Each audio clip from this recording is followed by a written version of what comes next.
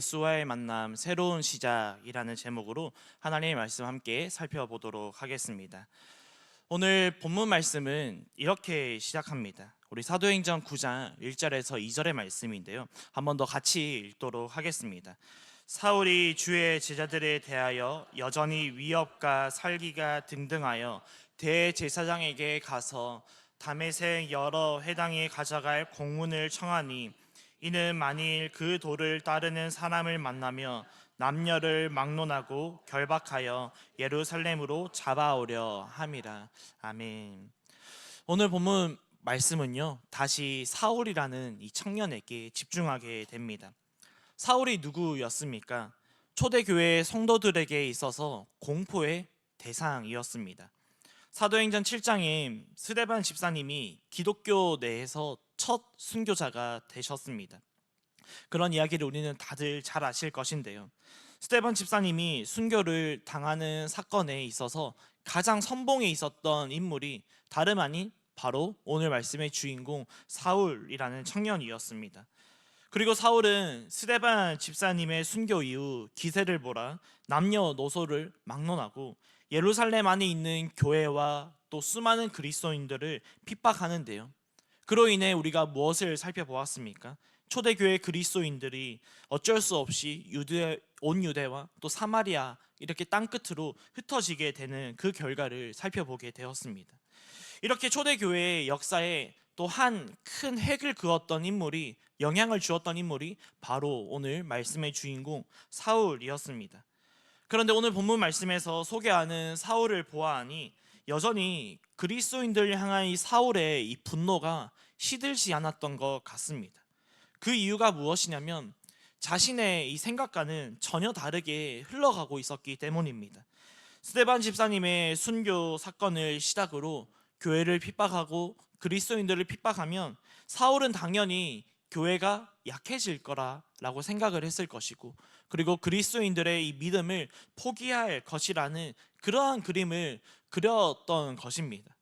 그러나 사울의 예상과는 전혀 다르게 흘러가는데요. 유대와 사마리아로 흩어진 그리스도인들은 흩어진 그 자리에서 유대와 사마리아 땅에서도 묵묵히 복음을 전하며 하나님 나라를 계속해서 확장해 가는 그러한 일들을 듣게 됩니다. 그래서 오늘 본문 1절의 말씀에서 사울의 모습을 다음과 같이 보여주는데요. 주의 제자들에 대하여 여전히 위협과 살기가 등등한 사울의 모습을 소개하고 있는 것입니다. 이러한 이유로 심기가 불편한 사울에게 오늘 한 가지 소식이 들려옵니다.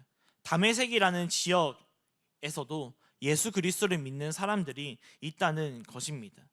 다메섹이라는 지역은요, 우리 위에 지도에 나오는 것처럼 예루살렘에서 이 북쪽으로 약 216km 떨어져 있고, 또 다메섹이라는 지역은 이방인이 주로 거주하는 지역이라고 합니다. 그런데 다메섹이라는 지역에도 예수 그리스도를 믿는, 이 예수님을 믿는 사람들이 있다는 것입니다. 그래서 사울은 예루살렘을 넘어 이제는 다른 지역에까지 그리스도인들을 색출하여 예루살렘으로 잡아 감옥에 가두려는 그런 마음과 열정을 품게 됩니다. 이를 위해 사울이 오늘 대제사장을 찾아가 공문을 요청하는데요. 마치 오늘날 우리가 영장 신청을 하여서 영장을 발부받는 것처럼 사울이 대제사장에게 찾아가서 공문을 요청하고 이제 다메섹으로 길을 떠나게 되는 것이 오늘 본문 말씀의 시작입니다. 그렇게 대제사장에게 발부받은 공문을 가지고 사울이 다메섹으로 가는 도중 사울은 오늘 신기한 경험을 하게 되는데요. 사도행전 9장 3절의 말씀에서 이런 경험을 했다고 합니다. 우리 한번 같이 읽도록 하겠습니다. 사울이 길을 가다가 다메섹에 가까이 이르더니 호련히 하늘로부터 빛이 그를 둘러 비추는지라. 아멘. 여기서 호련히라는 것은요, 갑자기라는 뜻입니다. 다시 말해 사울이 다메섹에 가까이 이르렀을 때 호련히 갑자기 하늘로부터 빛이 사울을 둘러 비추었다는 것입니다. 전혀 예상하지도 기대하지도 못한 이 일이 사울에게 일어났다, 발생했다는 것입니다. 갑자기 사울을 비추었던 이 빛이요, 얼마나 강렬했는지 사울은 그 즉시 눈을 멀게 되었고 앞을 보지 못하고 땅에 엎드러질 수밖에 없었다고 하는데요. 사랑하는 여러분, 이 빛은 무엇입니까? 이 빛은 어떤 빛입니까? 십자가에서 죽으시고 또 부활하시고 승천하신 예수 그리스도이십니다. 사울의 인생 가운데 예수님께서 빛으로 강력하게 나타나시고 사울을 호련히 갑자기 찾아오신 것입니다. 그리고 강렬한 빛 가운데 다음과 같은 음성이 사울에게 들리는 것입니다. 사도행전 9장 4절의 말씀인데요, 같이 읽도록 하겠습니다. 땅이 엎드려져 들음에 소리가 있어 이르시되 사울아 사울아 내가 어찌하여 나를 박해하느냐 하시거늘. 아멘. 호련히 찾아온 빛으로 인해 앞이 보이지 않아 땅에 엎드러져 있는 사울에게 예수님께서 말씀하십니다. 사울아 사울아 내가 어찌하여 나를 박해하느냐. 예수님께서 하신 이 말씀은 예수님이 지금 어떤 상황인지 몰라서 사울에게 질문하는 것이 아닙니다. 오히려 사울이 예수님을 박해하는 행동에 대해서 꾸짖고 질책하고 책망하는 그런 말로 이 예수님께서 사울에게 하시는 말씀입니다. 반대로 본문 4절에서 예수님께서 하신 이 말씀을 들은 이 사울의 입장에서 생각을 해볼까요? 예수님의 말씀을 들은 이 사울은 아마도 굉장히 큰 충격에 빠졌을 것입니다. 오늘 본문 4절에서 왜 나를 박해하느냐라는 이 음성에 이 사울은 굉장히 큰 혼란에 빠졌을 것이라고 생각이 되는데요. 사울이 어떤 사람이었습니까? 사도행전 22장 3절에 보면 사울을 이렇게도 소개하고 있습니다. 한번 같이 읽어보도록 하겠습니다. 나는 유대인으로 길리기아 다소에서 났고 이 성에서 자라 가말리엘의 문화에서 우리 조상들의 율법에 엄한 교훈을 받았고 오늘 너희 모든 사람처럼 하나님께 대하여 열심히 있는 자라. 아멘. 지금 다메섹에 있는 그리스도인들을 잡으러 가고 있는 사울은요, 정통이 있는 유대인이었습니다. 그리고 당대 최고의 학문을 자랑하던 가말리엘 문화에서 엄격하게 율법을 배우고 학습했던 사람입니다. 그리고 하나님에 대하여 열정이 있는 사람이 사울이었습니다. 그래서 사울은 유대인으로서 또 가말리엘의 이 문화생으로서 하나님을 위하여 예수를 믿는 자들을 잡고 있었습니다. 사울의 눈에는 또 사울의 상식에는 예수를 믿는 자들은 사울이 배워왔던 그런 율법과는 조금 달랐기 때문입니다. 전혀 다른 것처럼 보였기 때문이죠. 아니, 사울의 눈에는 그리스도인들이 이 자신과 조금 다른 것을 넘어서 그냥 이 그리스도인들은, 예수를 믿는 자들은 틀렸다라고 생각했던 것입니다. 그런데 오늘 예수님께서 빛으로 사울을 찾아가십니다. 그리고 사울에게 이렇게 말씀하십니다. 사울아 사울아 내가 어찌하여 나를 박해하느냐. 사랑하는 여러분, 오늘 본문 말씀을 살펴보고 있는 우리는 분명하게 인지해야 하는 것이 있습니다. 사울은 예수님을 박해한 적이 없습니다. 다시, 사울은 예수님을 박해한 적이 없다는 것입니다. 사울은 하나님을 박해한 적도 없습니다. 사울이 누구였습니까? 전통이 있는 가문에서 태어난 사람이었습니다. 유대인이고 히브리인 중에 히브리인이었습니다. 그리고 베냐민 지파이고 당대 최고의 학문을 자랑하던 가말리엘 문화생이었습니다. 그리고 하나님에 대하여 열정이 있는 사람이었습니다. 이런 사울이 어떻게 감히 하나님을 박해하고 예수님을 박해하겠습니까? 사울이 하나님을 박해할 이유는 그 어디에도 없습니다. 사울은 단지 예수를 믿는 자들을, 그리스도인들을 박해해야 했을 뿐입니다. 그런데 오늘 빛으로 찾아오신 예수님께서 사울에게 하시는 말씀, 사울에게 들리는 음성이 무엇입니까? 사울아 사울아 내가 어찌하여 나를 박해하느냐.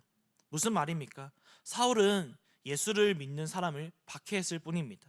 그런데 예수님은 예수님을 믿는 사람을 박해한 것이 예수님을 박해한 것과 동일하게 여기신다라고 예수님께서 말씀하고 있는 것입니다. 그래서 빛 가운데 들린 음성이 충격적이고 혼란스러웠는지 사울은 다음과 같이 질문하는데요. 사도행전 9장 5절 상반절의 말씀에서 이렇게 질문합니다. 주여 누구시니이까? 그리고 사울의 질문에 다음과 같은 대답이 들려옵니다. 우리 사도행전 9장 5절 하반절의 말씀을 같이 한번 읽어볼까요? 나는 내가 박해하는 예수라. 아멘. 사랑하는 여러분, 오늘 사울에게 호련히 갑자기 임했던 빛이 만약 오늘날 저와 여러분의 인생 가운데 비치게 된다면, 그리고 그 빛 가운데 들리는 음성을 우리가 듣게 된다면, 저와 여러분은 무엇이라 대답하시겠습니까? 선교야, 선교야, 내가 어찌하여 나를 박해하느냐? 저와 여러분은 각자 주어진 자리에서 최선을 다하여 하나님 나라를 위하여 살아가고 있습니다. 그리고 교회에서도 각자 맡겨진 그 자리에서, 주어진 그 자리에서 최선을 다하여 하나님 나라를 위하여 섬기고 봉사하고 있습니다. 그런데 어느 날 호련히 갑자기 찾아온 빛 가운데 들리는 음성이요, 선교야, 선교야, 내가 어찌하여 나를 박해하느냐? 여러분은 무엇이라 대답하시겠습니까? 사울과 똑같이 말하지 않겠습니까? 주님, 저는 주님을 박해한 적이 없습니다. 그런데 예수님께서 하시는 말씀이요, 나는 너가 박해하는 예수다. 오늘 본문 말씀의 사울이 이 음성을 두 귀로 듣고 온 피부로 경험한 것입니다. 사울은 지금까지 자신이 살아온 인생에 무언가가 잘못되었다라는 것을 깨닫게 되었습니다. 그리고 진짜 예수님을 알게 되고 진짜 예수님을 만나게 된 것입니다. 사랑하는 여러분, 오늘 본문 말씀을 통해 하나님께서 우리에게 주시고자 하는 교훈은요, 오늘 말씀의 제목과도 같습니다. 예수님과의 만남이야말로 새로운 시작이라는 것입니다. 오늘 본문 말씀 이후 사울이 바울이 되어 하나님 나라에 어떻게 쓰임받게 되는지는 다들 너무나도 잘 아시잖아요. 예수를 믿는 자들을 핍박하고 또 옥에 가두기에 혈안이었던 사울이 어떻게 하여 정반대로 복음을 전하는데 목숨조차 아끼지 않으면서 전하는 그런 사람이 되었습니까? 바로 예수님을 만났기 때문입니다. 예수님을 인격적으로 만나는 그 시점, 사울은 다시 새로운 사람으로 태어나 새로운 인생을 살게 되었다라는 것입니다.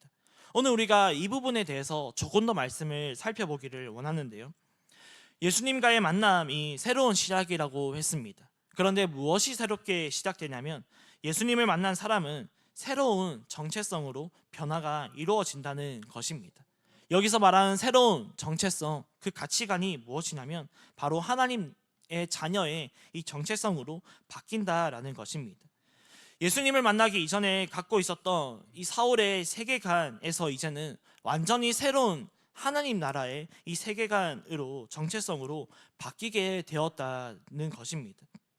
오늘 본문 말씀에서 예수님은 사울이 가지고 있던 세계관, 사울이 가지고 있던 정체성, 그 가치관의 일정 부분을 수정해 주시고 보완해 주신 것으로 끝나지 않습니다. 그 정도가 아닙니다. 완전히 사울의 이 인생을 180도 뒤집어, 완전히 거꾸로 뒤집어 탈탈 털어서 새로운 세계관과 새로운 하나님 나라의 정체성과 그런 가치관으로 옷 입혀 주셨다라는 것입니다. 오늘 본문 1절의 말씀에서 사울을 어떻게 소개하였습니까? 주의 제자들에 대하여 여전히 위협과 살기가 등등한 사울이라고 소개하였는데요, 무슨 말입니까? 사울은 자신의 의가 절정에 이르렀던 사람이라는 것입니다. 무조건 내가 정답이라는 것입니다. 무조건 내가 세상의 기준이라는 것입니다. 세상의 모든 기준은 나 자신이라는 것입니다. 그래서 내가 가지고 있는 지식과 상식과 경험밖에 있는 모든 것은 다 틀렸다라고 생각하고 주장하는 것입니다. 이런 말이 있잖아요. 가장 위험한 사람은 단 한 권의 책만 읽은 사람이다 라는 말이 있습니다. 무슨 말입니까? 단 한 권의 책만 읽은 사람은 아집과 이 고집과 편견의 늪에 빠지기 쉽다는 말입니다. 세상을 단순히 흙과 백으로만 구분하여 판단하는 것입니다. 예수님을 만나기 이전에 사울이 이러한 사람이었습니다. 스데반 집사님의 순교 사건에 사울이 왜 앞장섰습니까? 사울 자신과 너무나도 다른 인생을 살고 있었기 때문입니다. 자신이 자라온 가정의 환경과 또 당대 최고의 이 학문이라고 자랑하던 가말리엘 문화에서 학습했던 율법과도 너무나도 달랐고 자신의 경험과 너무나도 달랐기 때문입니다. 그래서 사울은 스데반 집사님이 순교당하는 일에 가장 선봉에 섰던 것입니다. 그것으로 끝이 아니었습니다. 스데반 집사님의 순교 이후 사울은 더욱 기세가 등등해집니다. 자신의 생각이 다르고 또 사상이 다른 예루살렘 교회와 또 그리스도인들을 핍박합니다. 그리고 오늘 예루살렘을 넘어 다메섹이라는 다른 지역에까지 가서 자신의 생각과 사상을 주입하려고 하고 있습니다. 온 세계를 자신의 생각과 사상으로 뒤집어 버리려고 하고 있는 것입니다. 그런데 사울이요, 오늘 다메섹에 이르렀을 때 주님을 만나고 모든 가치관과 정체성이 바뀌었습니다. 이전에 사울이 가지고 있던 얄팍한 지식과 상식과 이 경험과 이 모든 것이 조금 수정되고 보완되는 것이 아닙니다. 이전의 모든 가치관과 정체성은 사라지고 새로운 사람으로 태어나 또 새로운 하나님 나라의 가치관과 정체성으로 변화되는 것입니다. 그것을 어떻게 우리가 알 수 있냐면요, 사도행전 9장 8절의 말씀에서 이렇게 말하고 있습니다. 우리 한번 같이 8절의 말씀 읽도록 하겠습니다. 사울이 땅에서 일어나 눈은 떴으나 아무것도 보지 못하고 사람의 손에 끌려 다메섹으로, 아멘. 다메섹에 있는 그리스도인들을 잡아 감옥에 가두기 위해 다메섹으로 가던 사울이 앞을 보지 못하게 됩니다. 그리고 이제는 어떻게 됩니까? 다른 사람의 도움을 받아야만이 다메섹으로 걸어갈 수 있었던 것입니다. 무슨 말입니까? 예수님을 만나기 이전 앞을 볼 수 있었던 사울은 자신의 두 눈으로 보던 것만이 진리이고, 자신이 옳다고 생각하던 것만이 진리이고, 자신이 경험한 것만이 진리라고 생각했던 자기 의에 빠져 살던 사람이었습니다. 그런데 예수님은 그런 사울의 두 눈을 가리어 버리십니다. 그리고 앞을 보지 못하게 하십니다. 그리고 그제서야 사울은 무엇을 깨닫게 됩니까? 자신의 아집과 교만으로 보지 못했던 영적인 세계를 보게 되는 것입니다. 그리고 깨닫게 되는 것입니다. 자신이 생각하던 세계가 진리가 아니었구나, 자신이 정답이라도 하던 것이 정답이 아니었구나 하면서 사울은 새로운 사람으로 태어나게 됩니다. 저와 여러분도 그렇지 않습니까? 부끄러운 고백이지만 예수님을 만난 저는 지금도 그렇게 살아가고 있습니다. 예수님을 만난 지금 이 순간도 여전히 제 안에 존재하는 죄된 본성이 꿈틀꿈틀대면서 기어 올라오려고 하고 있습니다. 제가 옳다고 생각하는 것이 진리이고, 또 제가 경험한 것만이 진리이고, 제가 본 것만이 진리라고 생각하는 저의 교만과 아집과 이 모든 것이 계속해서 지금도 끊임없이 올라오고 방출하고 있습니다. 그러나 우리는 이러한 모든 제약을 이겨낼 수 있습니다. 때로 흔들리고 넘어질 때도 있지만 그럼에도 불구하고 우리는 포기하지 않고 이 모든 것을, 이러한 상황을 거뜬히 이겨낼 수 있습니다. 왜요? 예수님을 인격적으로 만난 저와 여러분은 하나님 나라의 이 가치관이라는 것을, 정체성이라는 것을 우리가 맛보아 깨달았기 때문입니다. 이제 우리는 하나님 나라의 가치관에 이 옷을 입고 있기 때문에 옛 자아가, 옛 본성이 올라올지라도, 꿈틀꿈틀 될지라도 우리는 그것을 이겨낼 수 있습니다. 살아가다 보면 우리가 입은 현재 옷에 먼지가 묻을 수 있습니다. 이물질이 묻을 수가 있습니다. 오늘 비가 많이 와서 오는 길에 옷이 다 젖었습니다. 그럴 수도 있습니다. 그러나 우리는 먼지나 이물질이 묻었다는 것을 발견하였다면 우리는 그 즉시 그 이물질을, 그 먼지를 털어내면 됩니다. 제거하면 되는 것입니다. 이처럼 하나님 나라의 가치관의 옷을 입고 이 세상을 살아가는 우리에게도 먼지가 묻을 수 있습니다. 이물질이 묻을 수가 있습니다. 하지만 그것은 전혀 문제가 되지 않습니다. 먼지를 발견하였다면 제거하면 그만이기 때문입니다. 그리고 우리는 하나님 나라의 가치관대로 인생을 계속해서 걸어갈 수가 있는 것입니다.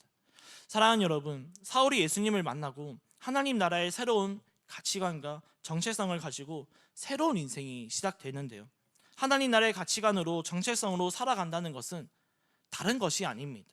기세등등하게 다메섹으로 가던 사울이었는데요, 예수님을 만나자 앞을 보지 못하게 됩니다. 이제는 다른 사람의 도움 없이는, 다른 사람의 눈과 손과 발이 없이는 다메섹으로 나아갈 수 없는 사람이 되었습니다. 그래서 다른 사람의 도움을 받아 다메섹으로 갈 수밖에 없었던 사울이 되었습니다. 다시 말해 하나님 나라의 가치관으로 변화된 삶은요, 하나님의 도우심 없이는 살 수 없는 인생이라는 것입니다. 하나님 나라의 가치관에 있어서 가장 중요한 핵심은요, 자신의 아십과 교만 등 모든 것을 떨쳐버리고 오직 하나님을 의지하면서 살아가는 것임을 믿으시는 저와 여러분 되시기를 예수님의 이름으로 축복합니다. 그런가 하면요, 예수님과의 만남이 제가 새로운 시작이라고 했는데요, 또 무엇이 새롭게 되냐면 우리 마지막으로 살펴보기를 원합니다. 무엇이 새롭게 되냐면 예수님을 만난 사람은 새로운 비전을 발견하게 된다는 것입니다. 그리고 새로운 비전을 가지고 그의 인생을 새롭게 살아간다라는 것입니다. 사도행전 9장 15절과 16절의 말씀인데요, 우리 한번 같이 읽도록 하겠습니다. 주께서 이르시되 가라, 이 사람은 내 이름을 이방인과 임금들과 이스라엘 자손들에게 전하기 위하여 택한 나의 그릇이라. 그가 내 이름을 위하여 얼마나 고난을 받아야 할 것을 내가 그에게 보이리라 하시니. 아멘. 예수님께서 하시는 이 말씀은요, 아나니아라 하는 예수님의 제자에게 하시는 말씀입니다. 다른 사람의 손에 이끌려 다메섹에 도착한 사울은 사흘 동안 앞을 보지 못하게 됩니다.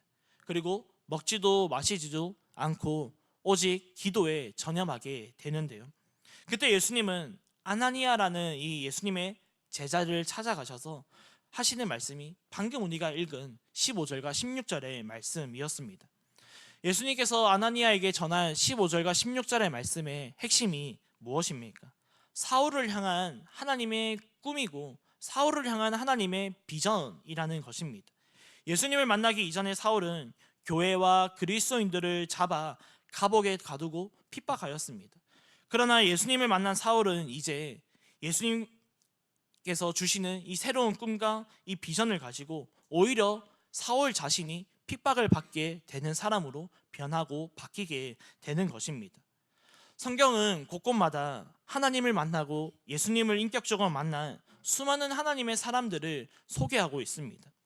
이들에게는 공통점이 있는데요, 출애굽기 3장 9절과 10절의 말씀을 우리 한번 같이 읽어볼까요?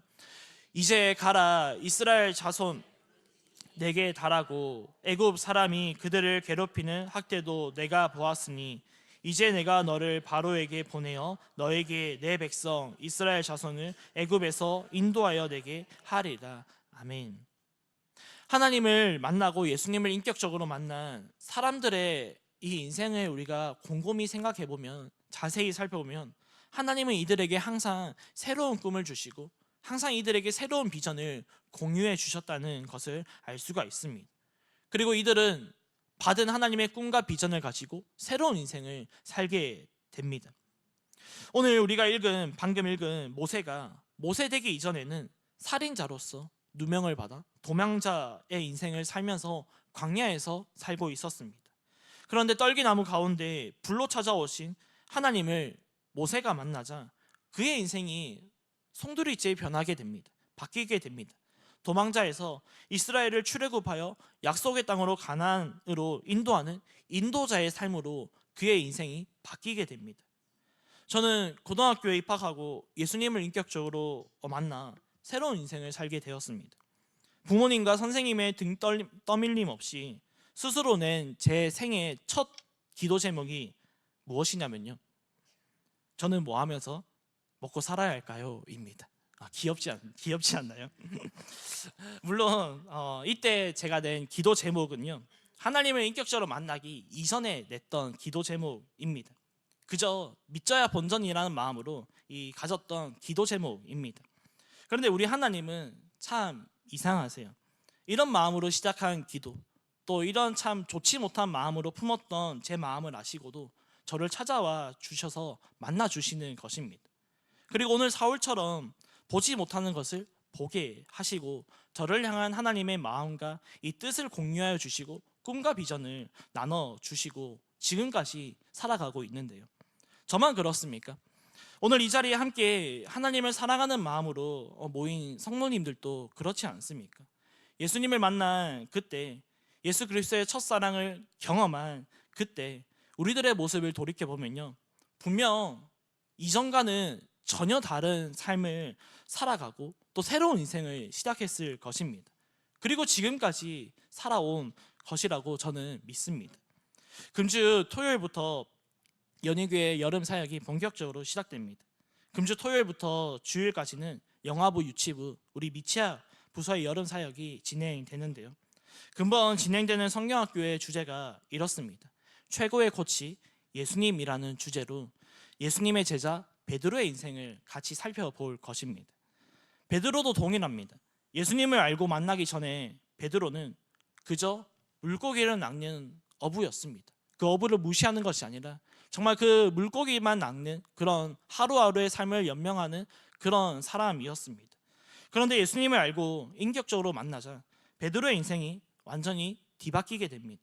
새로운 하나님 나라의 가치관으로 새로운 꿈과 비전으로 인생을 살아가게 됩니다. 그래서 이제는 물고기를 낚는 어부가 아니라 사람을 낚는 어부가 되게 하시는 것이 예수님이셨습니다. 그리고 예수님께서 베드로의 삶을 계속해서 그렇게 살아갈 수 있도록 코치하여 주셨습니다. 재밌겠죠? 기대가 되시죠? 저와 여러분도 마찬가지입니다. 우리가 더 많이 기대하고 또 사모하고 기도하면 하나님께서 금방 우리 연희교회 여름 사역 위에 더 크게 역사하실 줄을 믿습니다. 그리고 함께 기도로 동역한 우리에게도 동일한 은혜를 주실 줄을 믿습니다. 말씀을 맺습니다. 사랑하는 여러분, 예수님과의 만남은 평범하지 않습니다. 예수님과의 만남은 일반적이지 않습니다. 그저 우리가 동네 친구를 만나는 그런 만남이 아닙니다. 예수님과의 만남에는 큰 지진이 발생하여 땅이 흔들리는 것과 같습니다. 왜 그렇습니까? 예수님을 인격적으로 만나게 되면요, 예수님을 만난 그 사람의 그 인생은 반드시 송두리째 흔들리기 때문입니다. 뒤집어지기 때문입니다. 오늘 말씀에 등장하는 사울도 그러했습니다.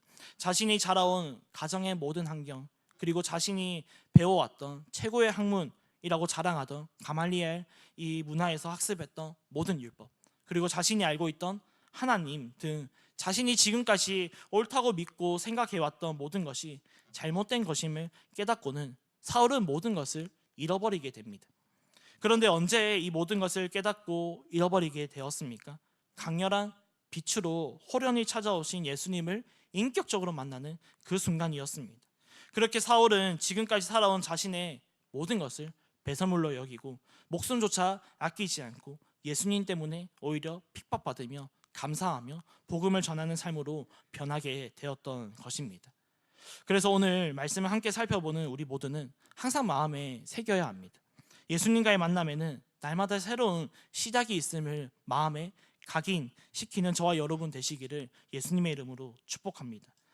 그리하여 무한하시고 영원하신 하나님을 날마다 만나는 것에 기대와 소망과 설렘이 가득히 넘치는 하루하루의 삶이 되시기를 또한 축복합니다. 그리고 하나님 나라와 영광을 위하여 살아가는 저와 여러분의 복된 인생이 되시어 하나님 나라에 정말 크게 귀하게 쓰임받는 우리 모든 연희교회 모든 성도님들의 삶이 되시기를 예수님의 이름으로 축복합니다. 함께 기도하겠습니다.